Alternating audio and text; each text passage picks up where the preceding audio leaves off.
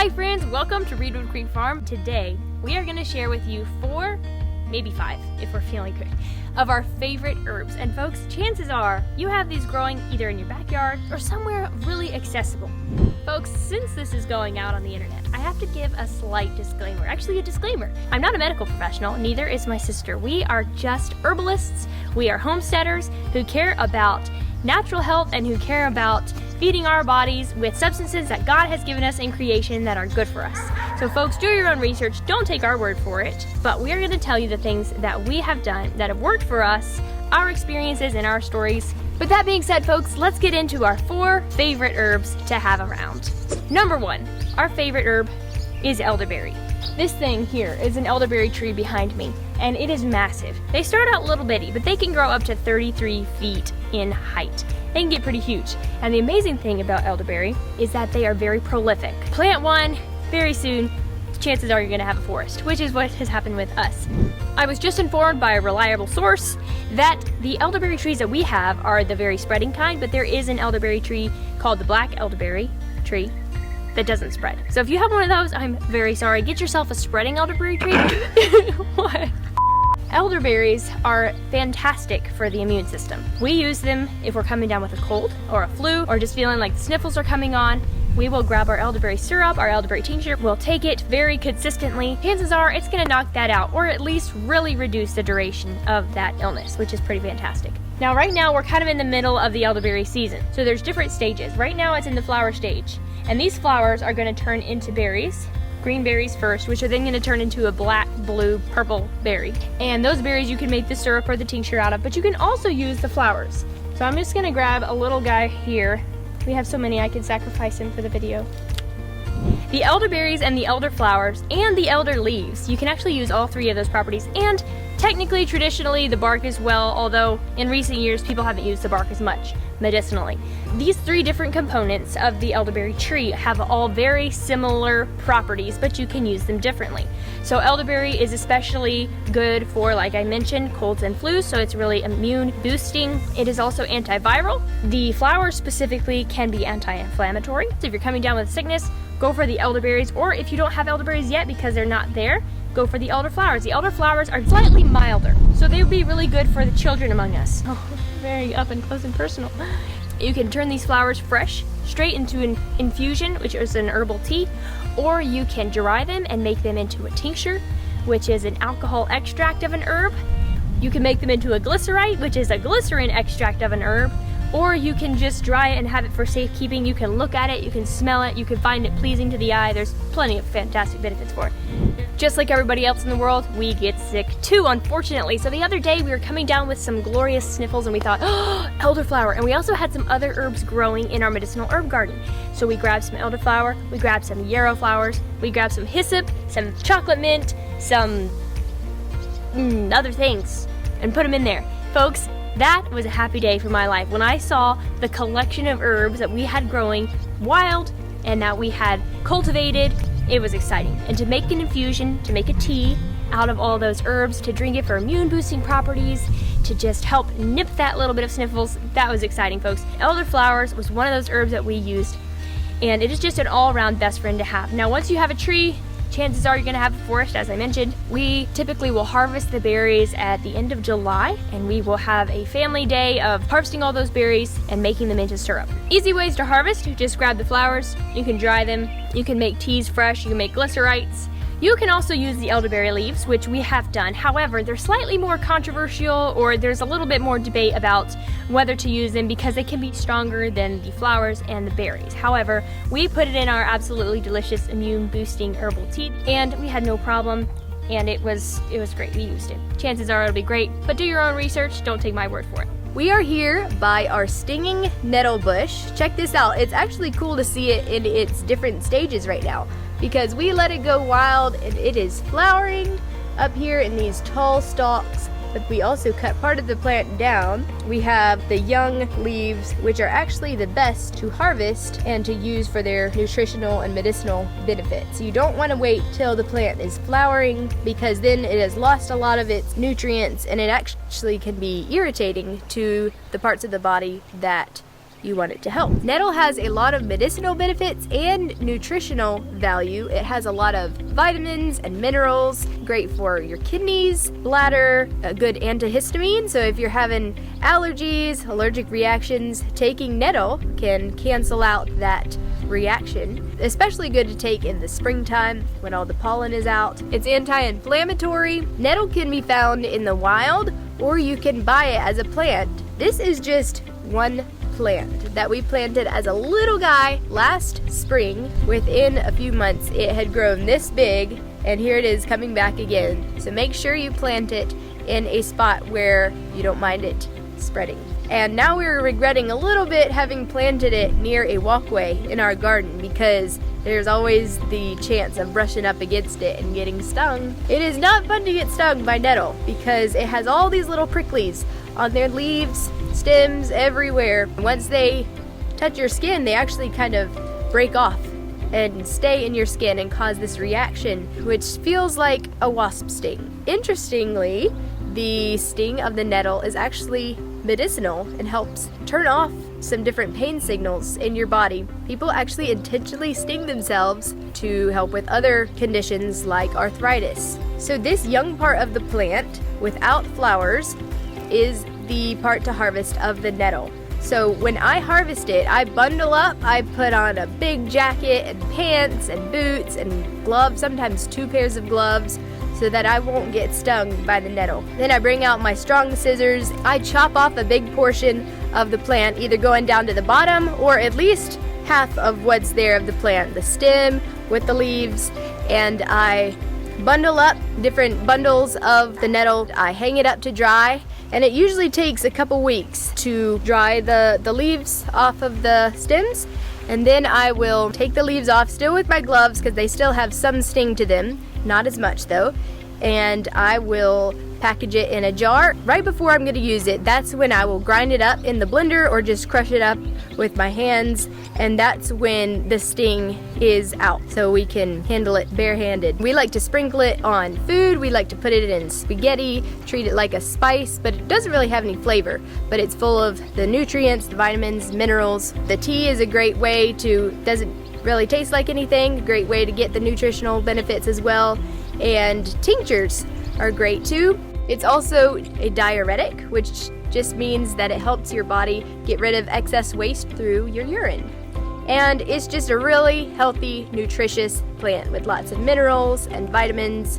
So I might be sounding a little technical here, but really it's just a really nutritious plant, helps with allergies. Just bundle up, put your gloves on when you're harvesting it, dry it to take out that sting or cook it, and you're good to go. Get you some nettle. You can find nettle in the wild, but you can also buy it, and that's what we did. We just bought one little plant and it grew. So just start with a little bit. A couple of plant companies that we have really come to love are Companion Plants and the Growers Exchange, and they both mail you the plants that you order, and they have all kinds of good herbs and plants, especially companion plants. They have a wide variety of medicinal herbs and just herbs in general, culinary, flowering, pollinators, all that kind of stuff. They send them in great condition in the mail, and then we just let them acclimate to our climate for a couple days and stick them in the ground, and we've had some good success with those. We're here in our medicinal herb garden, and I saw the garlic and I was like, oh yeah, gotta pick that, because they were turning brown, especially the stalks were dying. 2 days ago, some of them were getting a little soggy, so I thought, ooh, we better pick these before they perchance go bad. This is our little garlic harvest. We're not used to growing garlic. This harvest is really exciting. Next time we will probably plant more, but garlic is so good for you in so many ways, not to mention makes food delicious. So we are excited to use this. We're gonna need to hang it up and dry it so that it will last us for a long time. And while I was out here, I saw my marshmallow plants going to flower. And they have these pretty white flowers, nice fuzzy leaves. The part you want to use is the root. And when the plant goes to flower, that means it's not sending its energy down to the root anymore. Clip off the flowers so that the plant will keep sending its energy down to the roots. But I did let some of these develop into the pretty white flowers so that we could have a nice little bouquet inside. And as it continues to flower, because there are more buds on the plant, I will keep clipping those off so that we have some nice roots in the fall. Another one of our favorite herbs to grow is peppermint. And peppermint is actually really easy to grow, as well as many other plants in the mint family, including spearmint and chocolate mint. But medicinally, peppermint and chocolate mint are right up there as being really good to use medicinally. Mint is very prolific. It will spread like crazy. When we bought mint a few years ago, back when we were first getting it established, this lady was very adamant. She was saying, do not plant this in your garden. You will regret this. Do not plant this in your garden. And we took heed, and we did not. And we planted it in its own mint patch. And before you know it, we had a mint forest or something like that. Very vast, very furiously it grows. Peppermint is really easy to start off using medicinally. Honestly, it's a fantastic flavor to herbal teas. So if you're making a tea, especially if it's more bitter or it doesn't have the most lovely taste or flavor, add some peppermint or some mint into your tea and it will really help to just make it so much more palatable and enjoyable. Peppermint is a good diaphoretic, which is just a fancy technical way of saying that it helps you sweat more. Honestly, if you're having a fever is a productive way of getting rid of sickness out of your body, and so you want that to be more productive. So you take a diaphoretic herb like peppermint, and you can take it in tea form. Just make yourself a peppermint tea. Really simple and straightforward. You just pour boiling water over peppermint leaves. They can be fresh or they can be dried, and you drink it down. That is your peppermint tea. You can also add some sweetener. Honey is the best one. Honey. Sugar, no, don't. Honey. Peppermint essential oil can really be a great medicinal aid as well. You just want to make sure that you dilute it in a carrier oil if you're going to apply it directly to your skin, otherwise it can burn your skin. You want to be careful about that. Easy ways to harvest. It's really straightforward, folks. I mean, you can't really go wrong. You just pick it, you either use it fresh or you dry it and you use it dried. Really easy as that. And our favorite way to use peppermint is in a tea form. So we like to harvest it, either make fresh mint tea all throughout the summer. It's a really great, fantastic pick-me-up when the heat is really just beating down on you. And in the wintertime, it's a fantastic hot tea as well. And like we said, add it to some other herbs to make it taste better and to just improve the function of other herbs as they get into your body. Peppermint, you can't really go wrong. It's great for cognitive function, great for memory, it's great for digestion. If you're having trouble digesting food, take some tea after a meal. It can also be really good for nausea and dizziness. So if you're feeling nauseous, take some peppermint tea, even smell the peppermint leaf or smell the peppermint essential oil. It's so strong, it can really just be a fantastic pick-me-up and just let you forget all your troubles. It's really fantastic. It can also be really good for headaches as well. Again, peppermint is just an all-around best friend to have, just like kind of all herbs are. Peppermint, though, is really up there as being a favorite. We are in our plantain patch where the plantain loves to just grow on its own. We didn't plant it here or anything. It's not the most ideal spot, but it loves it for some reason. And we actually did transplant a bunch of these plantain plants into our new herb garden recently. That's a more convenient spot where we can take care of it better. But first of all, I'm going to tell you the amazing benefits of plantain and why you should identify it, find it, and use it. First of all, there's a couple different kinds of plantain. Look at the difference. We got the narrow leaf right here. This is a particularly narrow leaf. It is commonly used for internal uses, gastrointestinal tract, moisten mucous membranes, and all that good stuff. And this is called the broadleaf, what we have the most of and what we prefer to use because of how much bigger it is. You can also use these as bandages. Believe it or not, it's a very nutritive and moistening, soothing bandage. If I got a burn, I would put on some ointment and then I would just stick a fresh plantain leaf on the burn, tape it on there, and it wouldn't stick to the burn like, say, gauze would. And it would add nutrients. Your skin would absorb the nutrients of the plantain leaf, and it has a moistening effect. It's also known to draw out infection and toxins and poison out of the skin. If I had a dirty, infected wound, I would use plantain. Again, I might put a salve on there. I've used plantain salve and plantain leaf on a swollen wasp sting for one of my family members. And we did that faithfully, and it finally worked to draw out that poison out of the sting. This is a good bandage, a good puller-outer of toxins. We are now in our herb garden where we transplanted a bunch of these plantain plants. It's exciting to have them in a more accessible and convenient spot. Plantain is pretty easy to identify. They have all of these ribs on the back of the leaf. It is also very smooth, slightly shiny, not hairy at all. If you find a hairy leaf that you think might be plantain, that's not it, because plantain is very smooth. This is the seed stalk. It's in the green stage, but eventually they'll dry up and you can actually eat the seeds, and they have some medicinal benefits. But this is another great way to identify the plantain plant because these grow up nice and tall out of the plant. For our plantain plants, most of them seem like they're going to survive and hopefully thrive. We transplanted 53 plantain plants from that not so convenient patch to here, and most of them are going to do well. Try it, see how it works, and you will be really happy with your successes. Quick tip about where you're harvesting these herbs from. Now, all these herbs that we mentioned in this video, you can find growing wild, whether you have property, a backyard, woods, neighbors, or if you see them growing along the roadsides.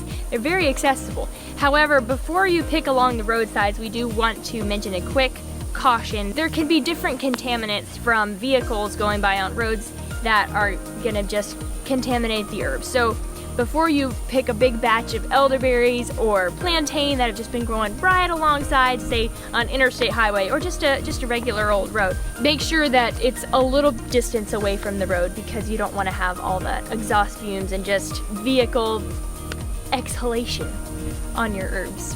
So friends, we kind of threw a lot of herbal information at you during this video, but I just want to encourage you to pick up an herb, learn about it, take a week, study up, go find some, harvest some. It's really satisfying, and don't be overwhelmed, because we did not learn all this stuff overnight. We are still learning every day, still doing a lot of research, studying, using the practical information, going out, getting the hands-on experience of harvesting and wildcrafting and foraging.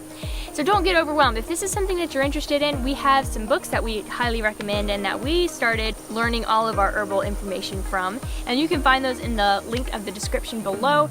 But those books were our foundational resources, and we would highly recommend starting with those if you want to go a little bit deeper. But friends, just get started. It's a lot of fun, and you'll be surprised at how fast you pick this stuff up. Mint family. Okay, it's really great for flagellates. Be quiet, please. We're taking a video. Wow, the things we battle when we start to film. Use it other ways.